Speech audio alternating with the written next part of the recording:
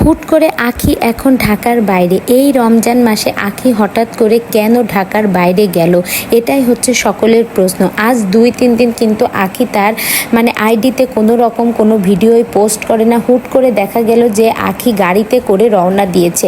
তো আঁখি কোথায় গেল সেটাই হলো সবার প্রশ্ন। আঁখি কিন্তু মূলত কক্সবাজার গিয়েছে। তো এই রমজান মাসে আঁখির কী এমন কাজ করলো যে আঁখি এই রোজা রমজান মাস ইবাদত বন্দেগীর মাস, আর যেহেতু আঁখি রোজা থাকে সেই ক্ষেত্রে আঁখি কেন হুট করে কক্সবাজার চলে গেল। তো বন্ধুরা, আঁখি কিন্তু সেখানে যে বিভিন্ন ভিডিও পোস্ট করছে, যেগুলো আমরা সামাজিক যোগাযোগ মাধ্যমে কিন্তু দেখতে পাচ্ছি।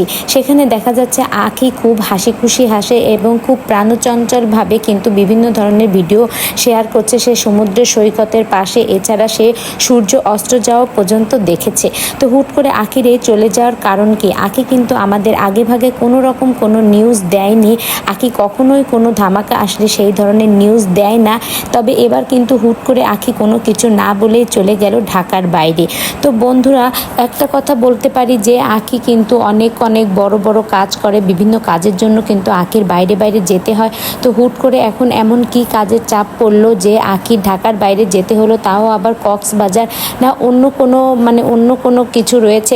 আঁখি আবার বিয়েও করতে পারে, যেহেতু সেই ক্ষেত্রে কিন্তু আঁখি দেখা দেখির ক্ষেত্রে কিন্তু আঁখি কক্সবাজারের মতো সুন্দর একটা পরিবেশও কিন্তু বেছে নিতে পারে। তো বন্ধুরা, আপনারা যদি কিছু এই বিষয়ে জেনে থাকেন তাহলে কিন্তু আমাকে অবশ্যই কমেন্টের মাধ্যমে কিন্তু জানাতে ভুলবেন না।